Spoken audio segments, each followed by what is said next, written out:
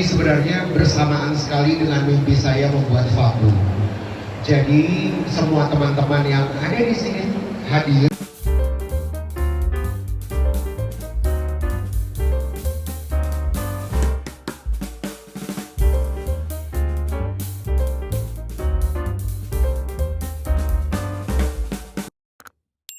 Awal mulai cita-citanya adalah menjadi fashion designer. Jalannya berliku-liku tapi sampai juga ya Wak ke sana ya. Tidak hanya saja sebagai fashion designer, tapi sebagai fashion stylist, sebagai seseorang yang bisa membuat sebuah perhelatan akbar selama 10 hari.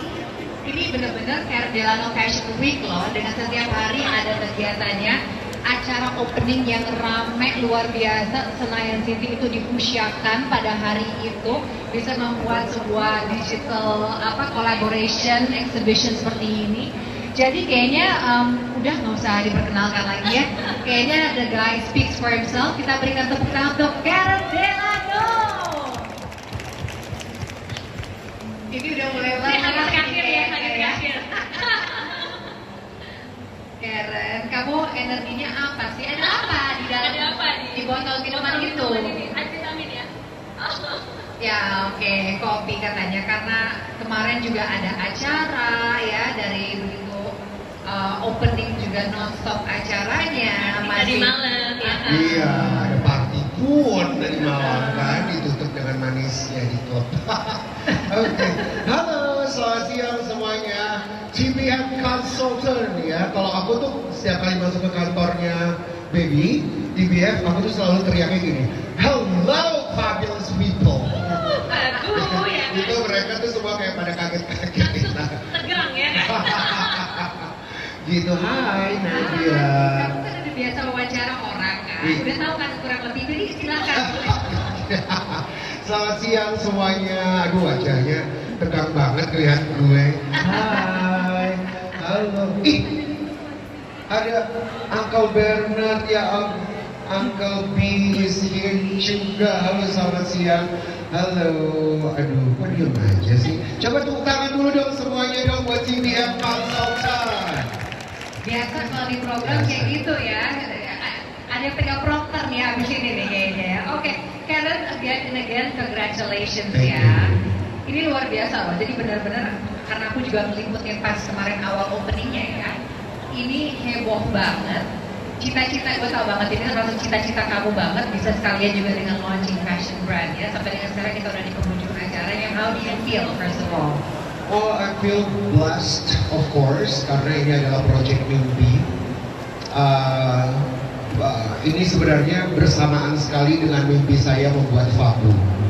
Jadi semua teman-teman yang ada di sini hadir, semuanya pink ini sebenarnya awalnya DNA warna ini hanya untuk clothing brand saya Fabu. Dari awal saya datang ke Baby, saya sudah tahu maunya apa. Waktu saya tahu maunya apa, saya adalah orang yang paling rempong untuk bilang sama Baby, saya tidak mau fashion show, saya tidak mau ada ikutan pop-up booth. Karena brand saya ini susah banget nanti dimengerti sama orang-orang. Jadi apa yang terjadi sekarang ini sebenarnya terdorong dari mimpi gue 2016 mau bikin pagelaran tunggal. Akhirnya ada Fabu di saat pandemi. Saya bilang, wah, untuk itu gimana caranya bisa bikin semuanya pink, karena DNA-nya Fabu adalah warnanya pink. Nah, Baby in the business way, dia maunya jualan brand, buat pop-up booth, ketemu sama banyak orang, bikin bazar, ikutan ini, ikutan itu. Aku bilang, dong, susah nantinya untuk bisa buat orang mengerti Fabu tuh yang diciptakan sama saya kayak apa. Karena untuk brand saya Fabu, saya itu bukan stylist, saya bukan desainer, tapi saya kreatif director. Jadi di luar sana posisi saya tuh udah kebingungan sama orang. Ya, untuk menjelaskan ke orang-orang saya itu posisinya desainer atau stylist, itu bingung mereka. Sampai dengan hari ini, orang tidak mengerti kalau saya bukan fashion designer. Orang tuh cuma taunya aku tuh desainer. Ada yang masuk ke DM, make upin aku dong. Ada yang masuk ke DM, tolong buatin rambut aku dong. Tolong catin rambut aku dong. Terus lo terima gak? Ya kagak lah. Ya. Bukan gue. Biasanya Karen Delano sama aku juga dijabarin sama dia. Enggak. Kalau untuk enggak. Jadi untuk membuat Indonesia benar-benar mengerti saya itu siapa ternyata nggak gampang. Nah makanya saya punya acara televisi waktu itu sebagai fashion police bersama dengan Nadia. Semua tujuan itu hanya untuk clear up kepada semua orang saya itu siapa. Dulu bersama Uncle Bernard saya pernah jadi desainer gagal itu tahun 2000. Namun itu udah nggak main lagi tuh kesana kegagalan saya pulang, saya tidak mau dikenal sebagai fashion designer.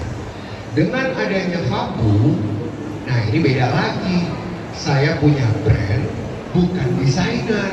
Saya creative director atau brand owner dari Fabu. Makanya di Fabu saya, kalau dilihat semua koleksi di sini, tidak ada nama Karen Delano. Karena memang yang mau dikuatkan adalah the brand itself. Ini adalah brand fashion. Jadi sekarang juga sedang ada instalasi dengan ada berapa nih? 30 koleksi. 30 koleksi dan ini semuanya adalah special di create untuk launching kemarin ya hari Minggu kemarin. Betul. Jadi memang proses belum boleh ya, belum ditanya ya di situ ya. Gak apa-apa kok. Oh ya, langsung ya. Ikutin aja. Nanti. Kan gue bilang. Jadi gini teman-teman TBF, saya bertemu dengan Baby ini di saat 2020 pandemi lagi parah. 4 bulan kita nggak ada kerjaan. Saya mengenal beliau dari asistennya. Mana dia? Anu mana? Nah jadi itu. Ini nih orang pertama yang memperkenalkan saya sama Baby. Karena Anu waktu itu adalah bukan sama Baby. Anu waktu itu kerjain collab sepatu aku ya. Iya kan? Aku pernah kolaborasi sepatu sama brand lain. Lalu tiba-tiba Anu memperkenalkan saya sama Baby bahwa dia adalah fashion consultant. Terus saya bilang fashion consultant itu maksudnya apa? Jadi kalian harus saling meng-clear up ya. Iya, maksudnya fashion consultant itu gini loh kak, dia ngejelasinnya juga ribet nih si Anu. Waktu pertama, gini loh kak, dia tuh begini, nanti kakak bisa dikorekin, gak paham gue. Maksudnya apa lagi, buat apa sih TBF ini? TBF tuh the bespoke, hah? Apaan spoke? Gitu, itu pertama kali sama dia. Nah, waktu dijelasin secara jelas, aku ajak untuk Baby ruang cerita Delano di live Instagram gue waktu pandemi.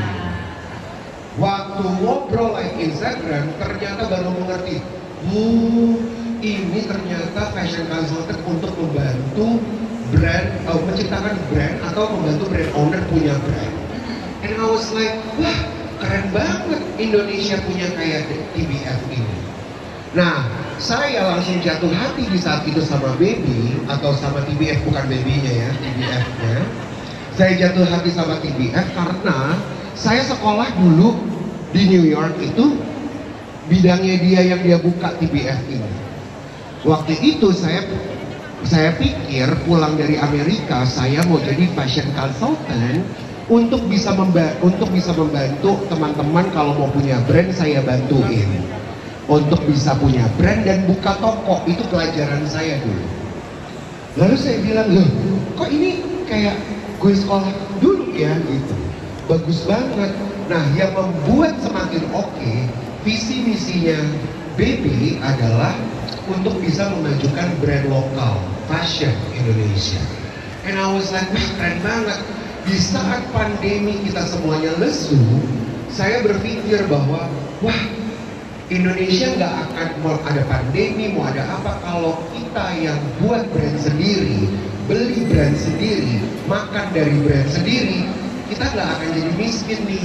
Ini pemikiran saya. Iya dong, saya pikir, oh mungkin ini saatnya kenapa Tuhan temukan saya sama dia untuk buat brand saya yang saya sudah mimpikan semenjak saya sekolah 2008 di New York. Waktu saya ambil fashion business and merchandise. And I was like, oh mungkin ini saatnya. Makanya saya bilang sama Bibi, Beb, kalau gue mau bikin brand, bisa, sini gue bantuin. Oh gitu ya, gue tuh udah ada di kepala gue dari dulu. Tapi nggak berani, nih saya kasih tahu, saya nggak berani pulang 2011 buat brand atau langsung menciptakan Fabu, karena saya selalu mengingat kegagalan saya waktu di saat saya jadi desainer. Saya gagal banget, Uncle Bernard tahu sekali itu ya, mungkin ya, yang menjadi saksi mata. Karena Uncle Bernard itu adalah zamannya saya. Kegagalan saya di saat itu, saya tidak memikirkan bisnis ataupun investasi yang memang saya harus jalankan sebagai desainer, pengusaha dan harus cari uang. Kegagalan saya dulu itu hanya being fame atau jadi famous. Saya harus dikenal sama semua artis. Saya harus kenal orang-orang hebat. Saya harus show, tapi nggak punya uang. Akhirnya saya jadi buat miskin kedua orang tua saya. Bangkrut waktu itu, cuma gara-gara jadi fashion designer. Nah, waktu itu saya nggak berani pulang dari Amerika. No, jangan sampai jadi yang gagal dulu. Trauma ya, benar-benar ya. Padahal tetap mau punya brand. Saya belajar kalau saya jadi desainer, saya mati, karya saya ikut mati. Ini saya belajar di Amerika. Tapi kalau saya punya brand fashion, saya udah nggak ada nafas dan udah mati, udah nggak ada. Brand fashion saya tetap selalu ada. Itu yang saya pikirkan. Kalau saya nama saya brand fashion saya Karen Delano gitu, brand saya selesai nggak ada di dunia, brand saya selesai. Karena saya belajar untuk punya brand nama sendiri, bebannya sangat luar biasa. Kita tidak seperti yang ada di Paris atau internasional yang lain. Salvatore Ferragamo, siapa lagi namanya? Bukan Chanel, nama-nama Tom Ford, ya, nama-nama orang tuh, Charles & Key atau whatever it is, ya, yang bisa dengan gampangnya bisa melanjutkan tanpa mereka ada. And Taylor, nah, Marc Jacobs, Christian Dior, Yves Saint Laurent. Kita belajar di fashion bahwa ternyata nama-nama mereka itu sejarah mereka yang kita beli sampai dengan saat ini. The history is more money than produksi. Tapi buat Indonesia, untuk menjadikan saya atau kita jadi Tom Ford, nah perjuangannya kayak apa tuh? Karena beda, Indonesia beda sama di luar. Budaya kita sama budaya luar berbeda. Namun saya mikir gimana ya caranya bisa mengkontribusikan mimpi saya, keinginan saya setelah saya jadi fashion stylist. Saya mimpi saya, wah, dandanin artis-artis di red carpet. Harus punya program televisi. Udah ada. Ya nggak? Udah checklist tuh. Tapi ada satu yang belum. Adalah the next harus jadi business woman. Jangan membuat bingung orang lain di sini ya. Itu banyak pengunjung mall yang ada di sini bawahan. Iya, entrepreneur. Nah, ya, fashionpreneur. Gimana ya? Karena saya berpikir umur saya semakin lama semakin tua. Desember ini saya 42. Dengan saya nanti, wah, 8 tahun lagi 50. 10 tahun setelah 50, 60 saya kira. Saya berpikir kalau saya mau berbisnis harus sesuai dengan kecintaan saya dan kemauan saya. Banyak yang nawarin buka ini, buka itu, buka ini. Hatinya nggak ke sana. Lalu makanya ketemu dengan Baby, saya bilang, Beb, saya lagi sibuk banget. Banyak banget ceritanya artis terkenal. Punya program di sini, punya program di sana, punya podcast, punya ono ini. Saya bilang sama Baby, Beb, I do not have time, but I know what I want. Gimana caranya? Can you please help? Dan lucunya pertama kali ketemu sama Baby, Sebenarnya saya masih nggak berani sama uang saya sendiri. Karena dulu saya gagal total membuat kedua orang tua saya miskin. Saya mikir nih sekarang, duit berapa harus pertama kalinya untuk bikin brand. Terus saya bilang sama Baby Beb, jadi lucu ceritanya. Pertama kali saya datang ke Baby, saya bawa investor, apa ya bahasanya? Calon investor yang jadi partner yang seharusnya sama Fabu. Tapi ini individual, bukan big company. Saya bilang sama Baby Beb, gue kenalin ya sama investor ini. Baby bilang oke, karena gue takut kalau pakai uang sendiri rugi. Mikirnya itu. Kenapa? Yang saya jual dari pertama itu adalah kehebatan saya sebagai creative director dan konseptor. Yang teman-teman lihat semua ini 10 hari dari ground floor depannya kenangan tuh sampai sekarang, sampai di sini, ini semua adalah jalan cerita creator, konseptor, director aku sendiri. Ini semua nih, apa yang kalian lihat segitiga semua, apa yang harus dikeluarkan, jalan ceritanya ini semuanya aku sudah tahu. Nah, maka dari itu saya waktu mau Fabu, saya bilang, gue takut kalau ini duit sendiri, ntar kalau gagal gimana? Waktu dikenalkan, Baby langsung bilang sama saya, Karen, menurut gue lo gak butuh yang namanya individual. Malam harinya, ditelepon lagi sama dia.